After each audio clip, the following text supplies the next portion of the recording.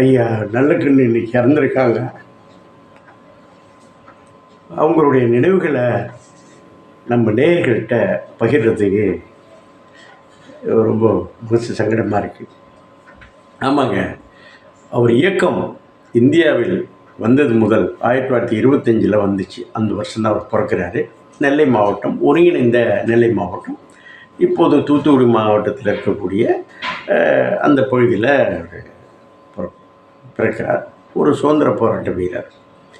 அடிப்படையில் ஆண்டு பரம்பரையில் சொல்லக்கூடிய அந்த ஒரு குறிப்பிட்ட சமுதாயத்தில் பிறந்திருந்தாலும் அதற்கு எதிராக இருக்கக்கூடிய ஒரு சமுதாயம், நலிந்த, ஒடுக்கப்பட்டது, நசுக்கப்பட்ட அந்த சமுதாயத்திற்காக தன் வாழ்நாள் முழுமையும் அவர் ஈடுபடுத்தி கொண்டார். இன்னும் சொல்ல போனால் ஒரு பெரிய ரகசிய தகைசால் தமிழர்லாம் விருதெல்லாம் கொடுக்குறாங்க.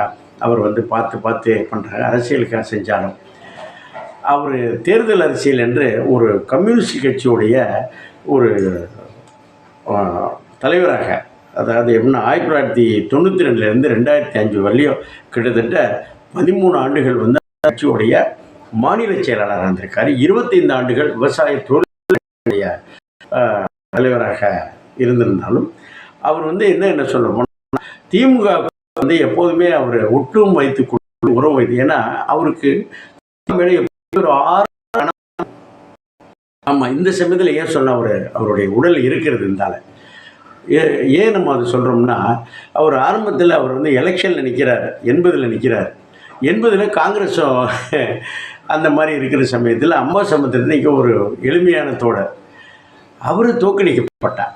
இன்னும் சொல்ல போனால் 96ல் 99 என்ன செய்கிறாங்கன்னா, அதிமுக கூட ஒரு கூட்டணி, அதை நல்லக்கண்ணவங்க கோவையில் நிற்கிறாங்க, தொழிலாளர் நிறைந்த பகுதி. அதில் இருக்கும்போது அதை ஏற்று நிற்கிறது யார் என்றால் நமது இன்றைய துணை குடியரசுத் தலைவர் சிபி ராதாகிருஷ்ணன். அவரை ஏற்று நிற்க வைக்க யார்? நல்லக்கண்ணு என்ற எல்லாம் நிறைய பேர் கிட்டத்தட்ட ஒதுங்கி போகக்கூடியது. அது நல்லக்கண்ணு எல்லாரும் நல்லக்கண்ணுங்கிறாங்க. என்னை பொறுத்தவரையும் நல்லக்கண்ணு அவர் மேலே உள்ள நட்புன்னு வச்சுக்கோமே, ஒரு ஆழாத ரணம்னு கூட வச்சுக்கோமே. அதில் ஒரு தோற்கடிக்க வேண்டியது ஸ்பெஷல். இது ஏன்னா கவனம் செலுத்தப்பட்டுச்சு அப்போ எதிராளியாக இருந்த அந்த இது. அதுபோல் நல்லக்கண்ணுடைய இனிய நண்பர் நம்ம நல்ல ஐயா சங்கரையா, அவரும் 100 ஆண்டுகள் ஒரு கடவுள் மறுப்பாளர்களாக இருந்தாலும் 100 ஆண்டுகள் வாழ்ந்து அண்மையில் போயிட்டார். அவருக்கும் ஒரு தீராத பகை உண்டு திமுக மேலே. இன்னும் சொல்ல போனால் டாக்டர் மரியாதைக்குரிய கலைஞர் அவர்கள் மேலே. அதாவது கம்யூனிஸ்டுகள் வளர்ந்து கொண்டிருந்தப்போ காங்கிரஸ் எதிர்த்தாப்பில் இருக்கிறப்போ அது எதிர்த்து வளர்ந்துக்கான அதை உள்ளே போந்தது தான் அந்த மொழி, அந்த மாதிரி சில விஷயங்கள் செய்தார்கள் என்று வைத்துக்கொள்வோம். ஆனாலும் சங்கரையா அவர்கள் என்ன செஞ்சாங்கன்னா, திமுக கூட கூட்டணிக்கு நான் பேசுவேன், ஆனால் அந்த மேடையில் வேணால் உங்கள்கிட்ட வேணாயான்னு சொல்லி தனி மேடை வச்சே பண்ண ஒரு சுயமரியாதை உள்ள கம்யூனிஸ்ட்காரர் இவருடைய நண்பர். ஆமாம், 64 65 வாக்கில் கம்யூனிஸ்டுகள் பிரிகிறது. அதற்கு முன்பு மத்தியிலையும் கம்யூனிஸ்டுகள் தான் எதிர்கட்சி, மாநிலத்திலேயும் கம்யூனிஸ்ட் கட்சிகள் தான் எதிர்கட்சி. ஆமாம், அப்போது 25-26 சீட்டு இருக்குது. ஆனால் பிரிந்தவுடன் தங்களுடைய தாங்களே மார்க்சிஸ்டுகள் திமுகவோட சேர்றாங்க.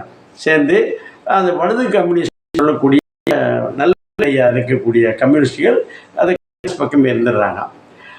ஆட்சிக்கு வரும் எம்ஜிஆர் எவ்வளோ முக்கியமோ அதுபோல் மார்க்சிஸ்டுகளும் ரொம்ப முக்கியம். ஆனால் வந்த உடனே டாக்டர் அவங்க என்ன பண்ணாங்க தெரியுங்களா?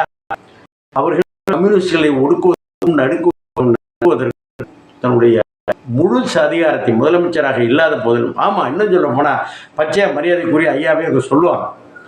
அதாவது கம்யூனிஸ்டுகளை பிரிந்து போனாலும் இப்போ கூட இல்லை, ஆனால் ஐயா அவர்கள் என்ற ஒரு ஒற்றுமையில தான் இருப்பாங்க. ஒரு 40 எரிச்சு. அது போல சிக்கல்ல பக்கீர் ஒரு விவசாய சங்க மார்க்சிஸ்ட் செய்யப்பட்ட. இதற்கு அடிப்படை காரணம் குற்றவாளிகளாக கேஸ் வாங்குறாங்கல்ல, அது மாதிரி இப்போ வாங்கப்பட்டவர்கள் ஏற்பாடு செய்தது யார் என்று என்னிடம் இருக்கிறார். பாருங்க, நெருக்கம் ஒரு குறுகிய காலங்கள் மட்டும் என்னுடைய பிறப்பு 64 அதுக்கு முந்தைய கம்யூனிஸ்டுகளை ஒடுக்க வேண்டும், நசுக்க வேண்டும் என்ற இந்த காலகட்டத்தில் நல்லக்கண்ணா இருக்கட்டும், சங்கரையாவாக இருக்கட்டும், நல்ல சிவம் போன்ற மிகப்பெரிய கம்யூனிஸ்ட் தலைவர்கள்லாம் தலைமறை வாழ்க்கை வாழ்வதற்கு தகுந்த இடங்கள் என்னன்னு பார்த்தா கீழத்தஞ்சை மாவட்டம், குறிப்பாக சொல்லப்போனால் நாகப்பட்டினம் சிக்கல் தான். குறிப்பாக என்னுடைய தகப்பனார் சிக்கல் பக்கீர்சாமி என்ற என்னுடைய தகப்பனார் அவர் உள்ள விவசாய தொழில் தங்க வைப்பு தங்க வைக்க அவர் திருமணமான புதிது யாரு ஐயா ரஞ்சிதம்மா அவங்க வர்றாங்க. எங்க அப்பா அம்மாலாம் அவர் ஒரு அவர் தோழர்கள் நாம் தனியாக என்ன ஒரு நேர்மை, என்ன ஒரு வந்து ஒரு வழக்கமாக நான் சிறுவன் பார்க்கிறேன். அதே மாதிரி கட்சி தோழர் ஒரு ஆசிரியர் செய்தார். அந்த ரஞ்சிதம்மாள் வந்து கூடவே இருந்து ஒரு வந்து எப்படி இருந்து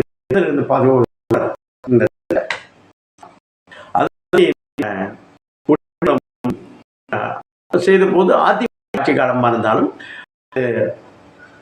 ஆட்சியாளர்களுக்கு தெரியாம உள்ளுக்குள்ள இப்ப சசிகலாமா இருக்காங்கல்ல, அவருடைய மதிக்கணும்னு பண்ணப்படுவது அவர் ரொம்ப அங்கிருந்து அவர் ரொம்ப மிக கொடியங்குளம் அந்த கொலையில அடிதடி சம்பவத்துக்கு அவர் தான் எதிர்ப்பை தெரிவித்தார். ஆமா, அவர் கட்சி வந்து பெருசா எல்லாம் தனிப்பட்ட மாதிரி. இது ஒரு பக்கம். அந்த இந்த கட்சி பிரிந்த எனக்கு தெரியும் மிகச்சிறுவன் தான். அது வந்து பிரியக்கூடாது, ஆதிக்க சக்திகள் பிரியாது ரொம்ப அன்னைக்கு ஆசைப்பட்டார். இறுதி வரையில் இணைய வேண்டும், ஒருங்கிணை. ஏன்னா 25 சீட்டு 10 சீட்டு 8 சீட்டு 3 சீட்டு கொடுத்துட்டு தள்ளுறாங்க இங்கேருந்து போய் நின்றுட்டு அதை போய் பிச்சை எடுத்துட்டு கிடக்குறாங்கன்னு ரொம்ப ஒரு அரசியல் நாயகன்னா குண்டுவெடி கோவையில் வந்து முஸ்லிம்கள் மேல மிகப்பெரிய குற்றச்சாட்டுகள். இவர் தேர்தலுக்கு போகும்போது இஸ்லாமிய கொடி கேட்கிறாரு, என்னங்க இது ஒரு கூட்டணி நிக்கிற அது கலைஞர் சப்போர்ட் பண்ணார். இது என்ன அப்படின்னு சொல்லி கேட்டப்போ குண்டு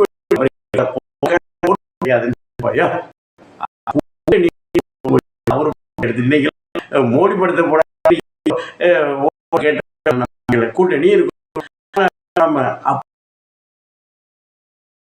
ஒரு அற்புதமான மனிதர். தடா ஊழியர்கள் மீது தாக்குதல் கொடுத்த போது ஒரு மனிதனை போராடி, அது மாதிரி தாமரை ஆற்றுல போய் எடுத்து குழியாக்கி சுரங்க தோண்டி போடுவாங்க போல இருக்கு. நம்ம அதை கடையை கண்மை விட்டாதான் அடிச்சு தட்டு போயிடுவானே, தடவி எடுத்துருவானே. அந்த சமயத்தில் வந்து இவர் வந்து கோர்ட்டில் போய் நிறைய தனிப்பட்ட முறையில் கோர்ட்டில் போய் தடை வாங்கி அதுக்கான ஏற்பாடுகளை செய்தவர் அவர் தான், தனி மனிதனாக செய்தார். இதில் என்னாச்சுன்னா, ரெண்டாவது வந்து அந்த தன்னுடைய வாழ்நாள் முழுமையும் சங்கரையா அவங்களும் இவங்களை இடையில சந்திக்கிற வழக்கம் உண்டு. எல்லாம் எதிர்கட்சியில் தோழமை நகரெல்லாம் சேர்ந்தே இணைஞ்சே போகிறோம் அப்படின்னு ஒன்றா இருக்க வேண்டியது. ஆனால் இப்போ உள்ள தலைவர்கள் ஒன்றாயிட்டா அங்கே பாலன் இல்லமோ ராமூர்த்தி இல்லமோ தனித்தனியாக போட வச்ச முடியாது, தனித்தனியாக பிரிச்சுக்கிட்டா தானே இவங்களுக்கு இதுங்கிற மாதிரி பண்ணதை மனம் வந்து வருத்தப்பட்டு சொல்லுவார். இருக்கிறாருன்னா வந்து இப்போ திமுக ஆட்சி போய் தகைசாலி வருதெல்லாம் கொடுக்கல, எல்லாத்தையும் கொண்டு போய் கக்கனுக்கெல்லாம் கொண்டு போய் இந்த நினைவு மண்டபம்லாம் கட்டுது. ராஜாஜி நினைவு மண்டபம் என்ன இப்போ வந்து என்ன பண்ணிட்டாங்கன்னா, திமுக என்ன பண்ணுவாங்கன்னா, பகையாடியும் உறவாடி கிடைக்கிற ஒரு நட்புறவு உண்டு.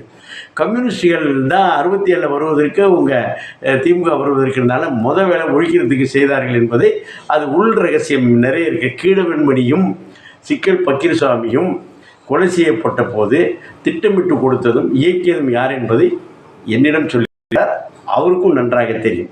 அதனால தான் 84 என்ன நடந்துச்சுன்னா, திமுக கூட வந்து மார்க்சிஸ்ட் வந்து அப்போ தான் முத இணையும்.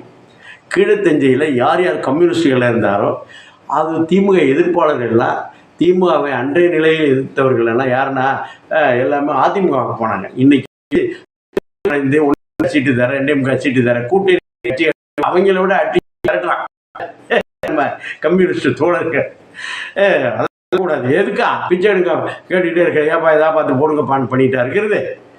இவ்வளோ நாள் ஆச்சு. அதிகாரம் என்பது கையில் இருந்தால் தாங்க. ஏழை எளிய ஒரு நம்ம இப்போ இருக்க கம்யூனிஸ்ட் நாடுகள்லாம் வேணாம்ப்பா நீங்கள்லாம் நடத்திக்கிட்டு போங்கப்பா நான் சொன்னாங்க. அவருடைய உண்மையான நீங்கள் கம்யூனிஸ்டுகளாக இருக்கட்டும், திமுக இருக்கட்டும், ஆட்சியில் பங்கு கொடுங்க. காங்கிரஸ்காரங்க மிரட்ட ஆரம்பிச்சிட்டாங்க. பஞ்சாயத்து மாவட்ட பஞ்சாயத்துலேருந்து இது பஞ்சாயத்தாக இருக்கட்டும், வாரியத்தினால வேணும். ஈவன் இல்லை கோஆபரேட்டிவ் வேணும்னு கேட்குறாங்க. உங்களுக்கு இல்லை, உங்களை நம்பிக்கிட்டு இருக்கிறாங்க. ரொம்ப பரவாயில்ல. சித்தெரும்புக்கு கீழே போயிடுச்சு, செல்லரிச்சு போச்சு. ஏன் கொடி தூக்கியே பழக்கப்பட்டு கொடி ரோட்டில் போய் பாவம் ஏழை எளிய தொழிலாளர் ரோட்டில் நிற்க வச்சு பண்ணிட்டு இருக்காங்க. நல்ல கண்ணையா 2 கம்யூனிஸ்டுகளும் இணைய வேண்டும். ஆட்சியில் அதிகாரத்தில் பங்கு இருந்தால்தான் நம்ம ஏழைகளுக்கு நம்ம கொடுக்குற இடத்துல இருக்குன்னு நீ எல்லா கட்சியும் கேட்குற மாதிரி அப்படி ஒரு எண்ணம் உள்ளவர். எப்போதும் பார்த்தாக்கா இது தவிர என்னாச்சுன்னா நிறைய அந்த பொதுமக்களுக்காக செய்யும்போது அவரது மதிக்கும் இயக்கங்கள், மற்ற இயக்கங்கள் தோழர்களே, அவர் 100 வயது இருக்கு, 100 101 வயதில் போக போனால் மரியாதைக்குரிய நண்பர் சிவகார்த்திகெல்லாம் வந்து பார்த்துட்டு போனாங்க. ஒரு 10 வார்த்தைகளில் ஒரு 8 வரலையும் நினைவுக்கு வராது. 10வது வார்த்தை நினைவுக்கு வந்து வாங்கன்னு சொல்லிட்டார். இப்படி தானே அள்ளி முத்தி விட்டப்பா இல்லை நான் கிட்ட போய் அவரை முத்தி விட்றப்பா அவர் ஜெயபால் இல்லை இன்னொருடைய பக்கீர்சாமி சிக்கல் பக்கீர்சாமியோட பிள்ளை இல்லை அப்படின்னு நினைவு இருந்தார். கடைசி வரை நினைவை மறக்கவில்லை. கடைசி வரலையே உடம்பை கொண்டு போய் கொடுக்குறாருங்க. இங்கே போங்கப்பா எடுத்துகிட்டு போய் பரிசோதனை பண்ணி செஞ்சீங்கன்னு சொல்கிறார். இப்படி ஒரு அரசியல் கட்சி முடியுமா? இது திமுக அரசு என்ன செய்யணும்?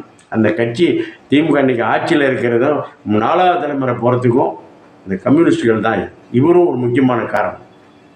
அவருக்கு ஒரு நினைவு மண்டபம், ராஜாஜி நினைவு மண்டபம், அதை வைக்கல அண்ணா இதில் கொண்டு வைக்கிறீங்கல்ல, இவர் பக்கத்தில் படுத்துட்டு இருக்கலாம், அது மாதிரி வைக்க வேண்டியதானே? வைக்க மாட்டீங்க. ஏன்னா தாமிரபரணி ஆற்றில் பண்ணும்பொழுது அவர் மனம் உணர்ந்து போனார். அப்படி ஒரு நல்ல ஒரு இயக்க தலைவர் தோழர்.